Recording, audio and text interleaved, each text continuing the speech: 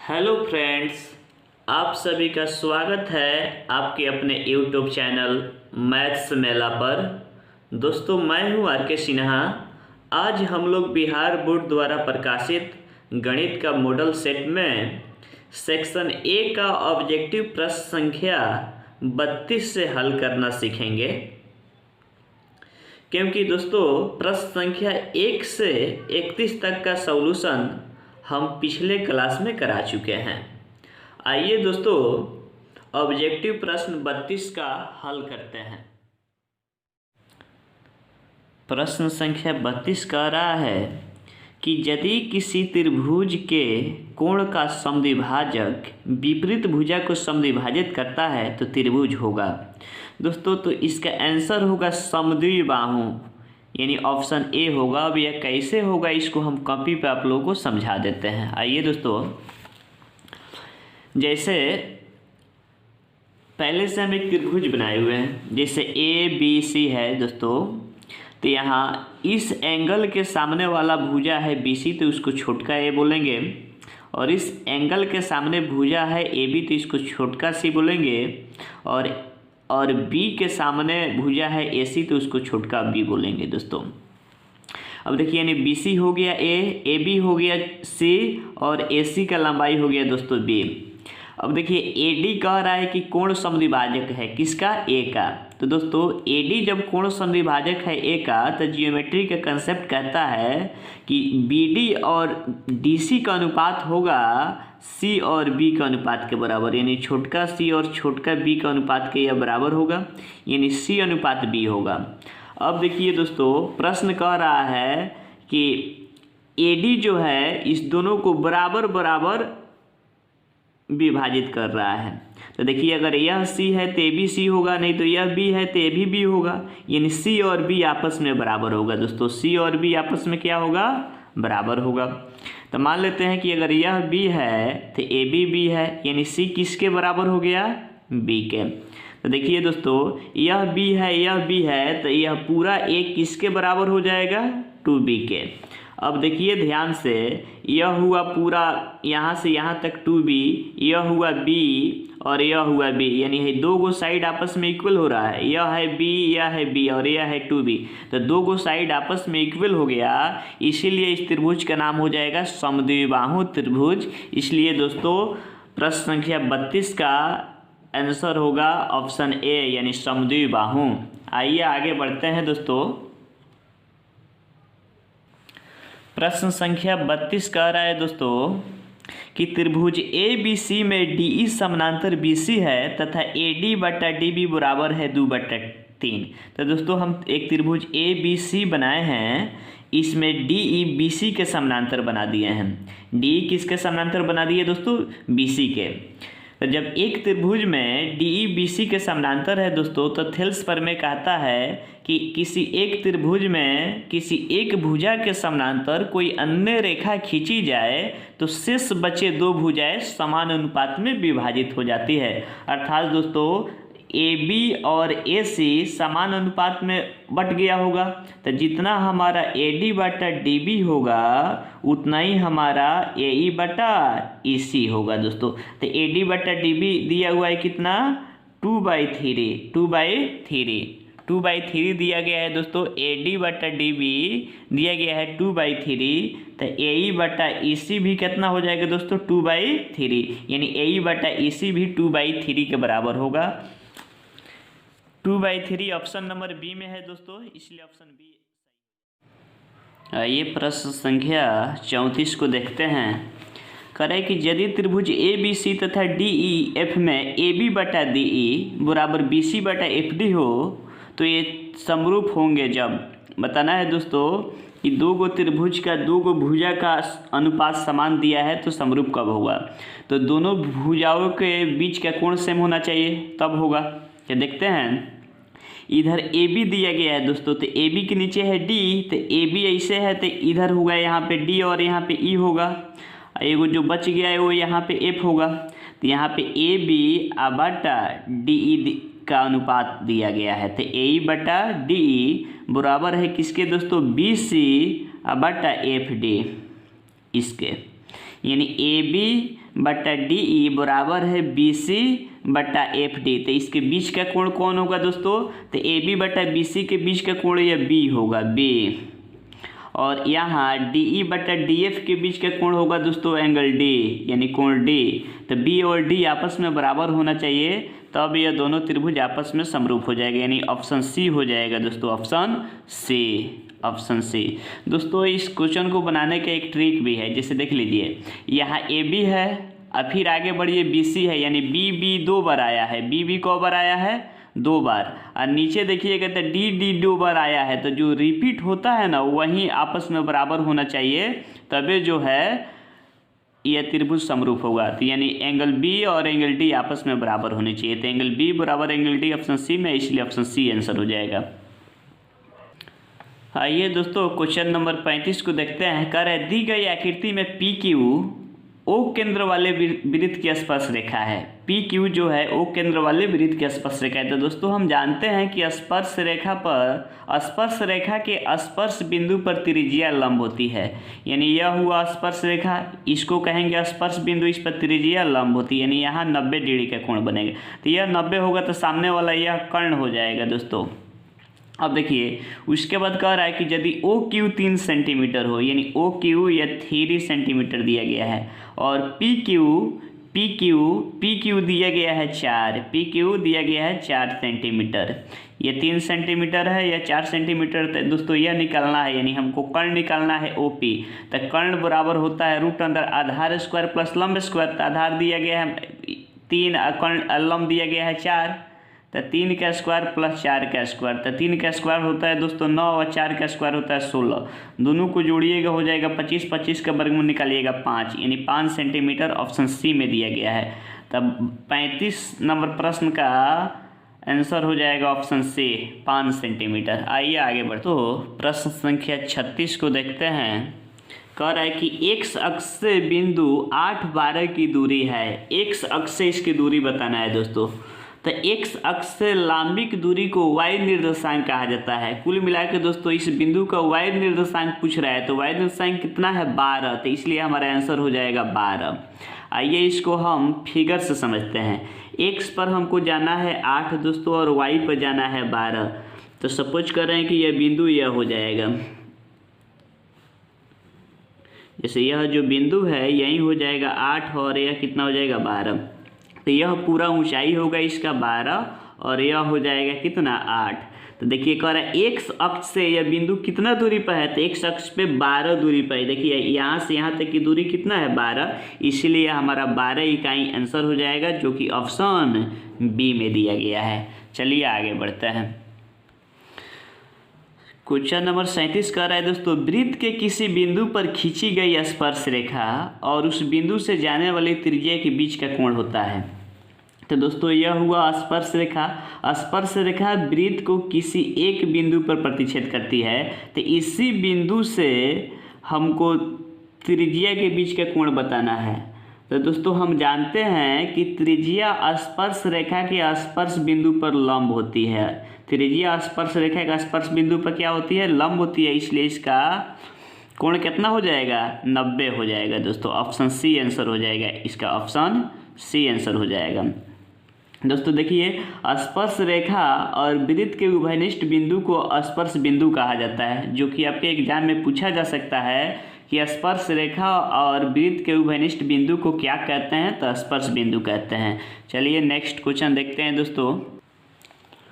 प्रश्न संख्या 38 कह रहा है दोस्तों कि दी गई आकृति में TP तथा TQ 2 स्पर्श रेखाएं हैं। दोस्तों यह TP और TQ 2 स्पर्श रेखाएं है। तो एक कंसेप्ट याद रखिएगा दोस्तों, एक बाह्य बिंदु से वृत्त पर खींची गई स्पर्श रेखाओं की लंबाई आपस में बराबर होती है। तो जितना हमारा TP होगा उतना TQ होगा। अब देखिए PTQO एक हुआ यह चतुर्भुज, तो चतुर्भुज के चारों कोणों का योग 180 होता है। अब देखिए त्रिज्या जो है स्पर्श रेखा का स्पर्श बिंदु पर लंब होती है, तो यह होगा 90, तो AB हो जाएगा 90। तो अब देखिए दोस्तों, तब चतुर्भुज के चारों कोणों का योगफल 360 होता है, तो यह कोण और यह कोण दोनों मिलकर 180 होगा, क्योंकि जब यह 90 है यह 90 है, दो का योगफल 180 हो गया, तो ये दोनों का योगफल 180 होगा।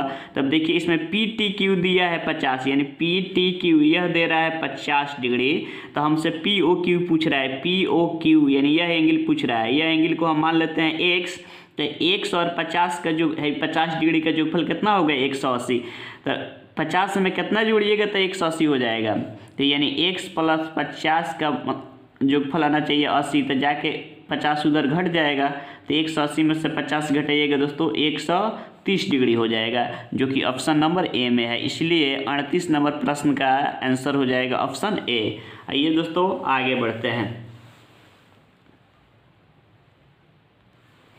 दोस्तों क्वेश्चन नंबर 39 में एक समकोण त्रिभुज PQR दिया गया है जिसका कोण Q 90 डिग्री है, तो हमको दोस्तों थीटा का मान बता देना है।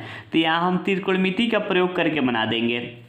देखिए यह थीटा है, तो थीटा के सामने होता है लंब, यह हुआ लंब और यह हुआ कर्ण। तो देखिए यह लंब और यह कर्ण, तो लंब कर्ण आता है किस में है, साइन में आता है, नहीं तो कौशिक में आता है। इसलिए दोस्तों जब ये हम थीटा के साथ साइन या कौशिक लगाएंगे तो आराम से हमारा आंसर आ जाएगा। तो हम साइन ही ले लेते हैं, तो यह थीटा हुआ, तो थीटा के सामने लंब या कर्ण, साइन में होता है लंब बटा कर्ण, तो यह हो जाएगा PQ बटा PR।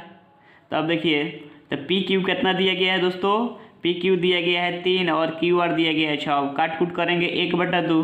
तो अब देखेंगे दोस्तों यह हुआ साइन थीटा, और साइन कितना का मान 1/2 होता है, तो साइन 30 का मान 1/2 होता है। अब साइन से साइन कैंसिल हो जाएगा, यानी थीटा बराबर हो जाएगा दोस्तों 30 डिग्री। तो 30 डिग्री देखिए ऑप्शन कितना में दिया गया है, ऑप्शन ए में, इसीलिए क्वेश्चन नंबर 39 का आंसर हो जाएगा ऑप्शन ए।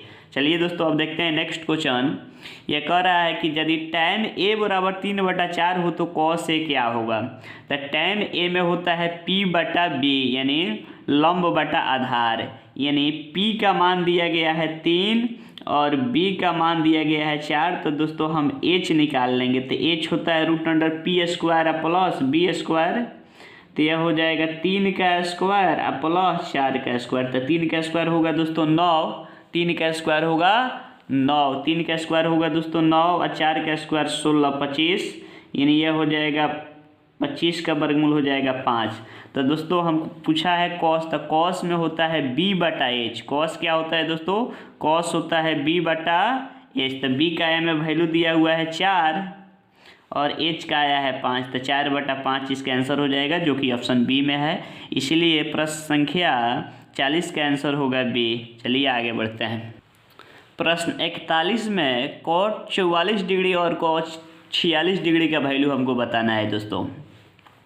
तो देखिए यह पूरक कोणों का त्रिकोणमितीय अनुपात है, क्योंकि cot 44 का डायरेक्ट वैल्यू हमको मालूम नहीं है। तो हम यहाँ एक कंसेप्ट देखेंगे कि ये दोनों को जोड़ेंगे तो 90 हो जाएगा, दोनों को जोड़ेंगे तो दोस्तों क्या हो जाएगा 90। तो हम cot को जो है इस cot को tan में बदल दे रहे हैं। जैसे tan में बदलेंगे एंगल 90 में से घट जाएगा, नीचे नहीं बदलेंगे, नीचे ज्यों का त्यों रखेंगे, एगो कौनों को बदल देंगे, tan को cot में नहीं तो cot को tan में। अब दोस्तों ऊपर जब घटाइएगा तो ऊपर tan 46 आ जाएगा, tan 46 डिग्री, नीचे भी tan 46 डिग्री, ऊपर नीचे सेम है, काट कूट कीजिएगा दोस्तों तो यह हो जाएगा 1। इसीलिए हमारा ऑप्शन डी आंसर हो जाएगा, ऑप्शन डी।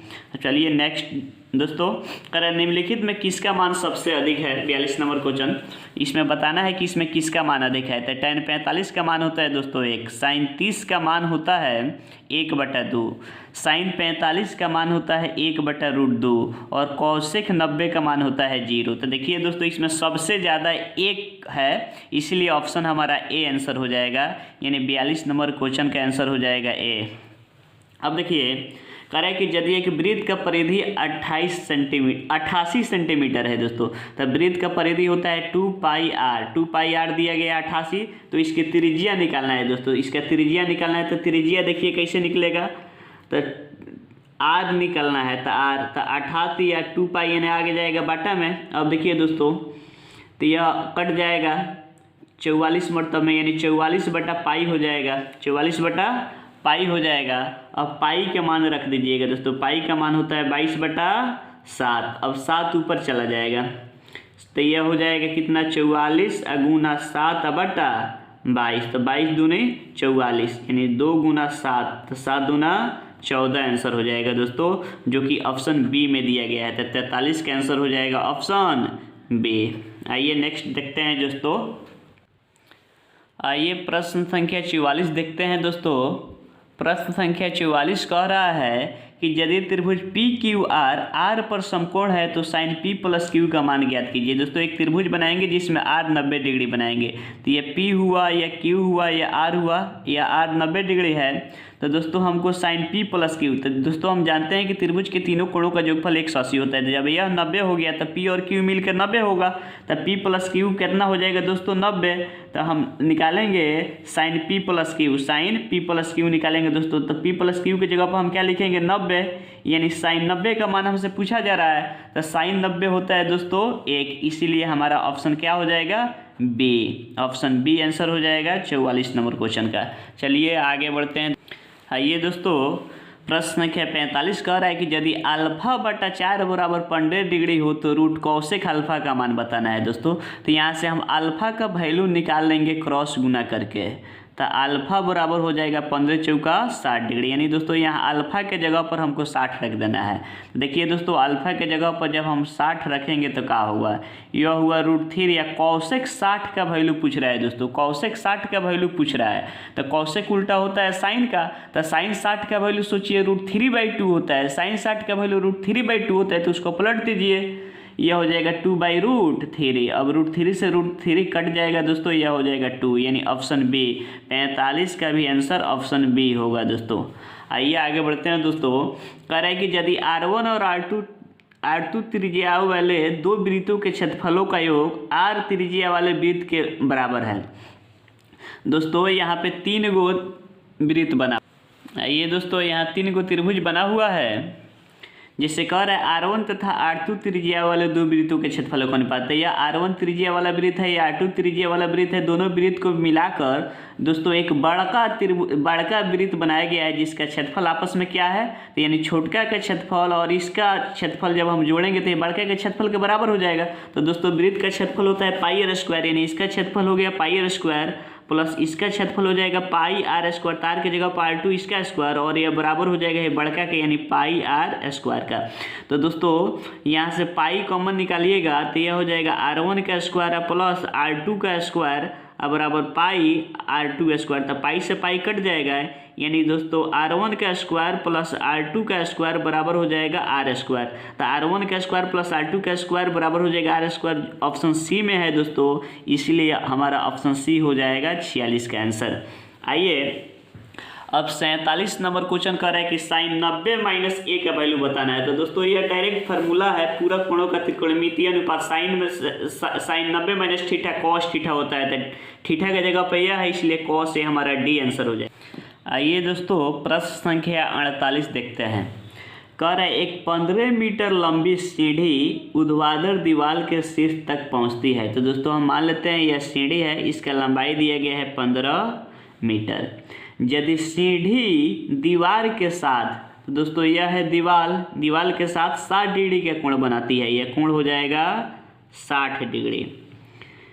तो दीवार की ऊंचाई है, तो दीवार की ऊंचाई दोस्तों यह दीवार है, तो दीवार की ऊंचाई को हम h मान लेते हैं। तो देखेंगे दोस्तों यह हुआ थीटा, तो थीटा के सामने हुआ लंब, तो यह लंब हो गया, तो यह हुआ आधार और यह हुआ कर्ण।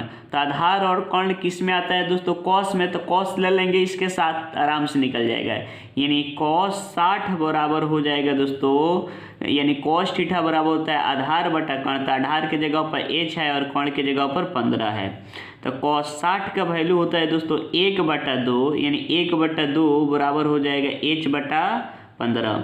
अब तिरछा तिरछी गुना करेंगे दोस्तों तो 2h बराबर हो जाएगा 15, तो डेट इज h बराबर हो जाएगा 15/2, यानी 7.5 मीटर इसका आंसर हो जाएगा दोस्तों, 7.5 मीटर, 7.5 मीटर इसका आंसर हो जाएगा दोस्तों, 7.5 मीटर, जो कि ऑप्शन बी में है। आइए दोस्तों आगे बढ़ते हैं। अब हमको cot 1 डिग्री और cot 89 डिग्री का गुणनफल बताना है, cot 1 डिग्री और cot 89 डिग्री। तो देखिए इसका योगफल दोनों का 90 है दोस्तों, तो हम करेंगे क्या, cot को tan में बदल लेंगे, तो cot tan में बदलेगा तो 90 में से ही घट जाएगा, यानी cot है, जैसे cot कॉट को हम tan में बदल लेंगे दोस्तों। इस कॉट को tan में बदल लेंगे तो ये 90 में से घट जाएगा, तो 90 माइनस 1 डिग्री है। इस कॉट को इसी में रखेंगे तो tan 90 में से 1 घटाएंगे तो 89 हो जाएगा दोस्तों। अब हमारे पास फार्मूला है कि tan theta into cot theta 1 होता है, इसीलिए इसका मान हो जाएगा दोस्तों 1। आइए अब आगे बढ़ते हैं दोस्तों। r त्रिज्या वाले गोले के संपूर्ण पृष्ठ का क्षेत्रफल होता है, यानी दोस्तों यह गोला होता है, गोला का त्रिज्या यहाँ पे दिया हुआ है r, तो इसका संपूर्ण क्षेत्रफल बताना है। संपूर्ण पृष्ठीय क्षेत्रफल होता है 4 पाई r²। ऑप्शन डी यानी 50 का ऑप्शन डी हो जाएगा। चलिए दोस्तों आगे बढ़ते हैं। प्रश्न संख्या 51 कर रहा है दोस्तों कि यदि 6, 8, 9 x तथा 13 का माध्य 10 है, तो दोस्तों माध्य निकालने का फॉर्मूला होता है कि कुल प्रेक्षणों का योग बटा प्रेक्षणों की संख्या। तो दोस्तों यहाँ से लेकर यहाँ तक प्रेक्षण दिया गया है, तो सबको जोड़ दीजिए। तो सबको जोड़ दिए और संख्या इसका कौगो है 1, 2, 3, 4, 5, तो निकलता है दोस्तों माध्य, यानी कुल प्रेक्षणों के योग में प्रेक्षणों की संख्या से भाग देने पर माध्य निकलता है। तो माध्य यहाँ पे 10 दिया गया है दोस्तों, तो यह 10 के बराबर हो जाएगा। अब यह हो गया इक्वेशन, इसके बाद में कुछ नहीं तो 1 है। अब जोड़िए 6, 8, 14, 14, 9, 23, 23 में दोस्तों 3 जोड़िएगा तो हो जाएगा 23 में 13 जोड़िएगा दोस्तों तो हो जाएगा 36, 36 प्लस x, आई क्रॉस गुना कीजिएगा तो 10 × 5 = 50। अब जाके 36 उधर घट जाएगा तो 50 में से 36 घट जाएगा दोस्तों 14, और 14 ऑप्शन डी में दिया गया है दोस्तों। ऑप्शन डी में दिया गया है, इसलिए हमारा ऑप्शन डी आंसर हो जाएगा। चलिए दोस्तों अब एक क्वेश्चन है 52 कि यदि शंकु की ऊंचाई और त्रिज्या दोगुनी हो जाए तो शंकु का आयतन होगा। तो दोस्तों शंकु का आयतन होता है 1/3 पाई r²h। अब देखिए अब इसका आयतन क्या कर रहा है, त्रिज्या दोगुना, तो 1/3 पाई और त्रिज्या दुगुना कहने का मतलब है दोस्तों हम 2r कर देते हैं, तो इसका स्क्वायर हो जाएगा, यानी 1/3 पाई r²h। त्रिज्या दुगुनी हो जाती है यदि शंकु की ऊंचाई और त्रिज्या, ऊंचाई भी दुगुना हो रहा है दोस्तों, तो h के जगह पर भी हमको 2h रखना है। अब निकाल के देखते हैं, तो 1/3 पाई, अब यह हो जाएगा 2 दूना 4 r² × 2। अब दोस्तों गुना करेंगे तो 4 दूना 8 हो जाएगा, 4 दूना 8, तो 8 को बाहर निकाल लेंगे तो 1/3 पाई r²h। पाई r² कितना हो जाएगा दोस्तों h। तो देखिए यहाँ पे आयतन है 1/3 पाई r²h, और वहीं जब त्रिज्या और ऊंचाई को दुगुना करेंगे तो इसका क्षेत्रफल कितना गुना आयतन कितना गुना बढ़ जा रहा है दोस्तों, 8 गुना आयतन बढ़ जा रहा है। तो इसका आंसर हो जाएगा डी, ऑप्शन नंबर डी, यानी 52 का आंसर हो जाएगा डी। अब 53 नंबर क्वेश्चन देखिए दोस्तों, निम्नलिखित वितरण के लिए बहुलक वर्ग का निम्न सीमा है। तो बहुलक वर्ग पहले चुनते कैसे हैं दोस्तों यह जानिए। तो बहुलक वर्ग उस वर्ग को कहते हैं जिसका बराबरता सर्वाधिक हो। तो दोस्तों यहाँ सबसे अधिक बराबरता 22 है, तो यह 15 से 20 जो वर्ग अंतराल है यह कहलाएगा बहुलक वर्ग, यह कहलाएगा बहुलक वर्ग। तो इसका निम्न सीमा कितना है दोस्तों, 15 है, इसलिए हमारा ऑप्शन ए हो जाएगा इसका। आइए दोस्तों नेक्स्ट,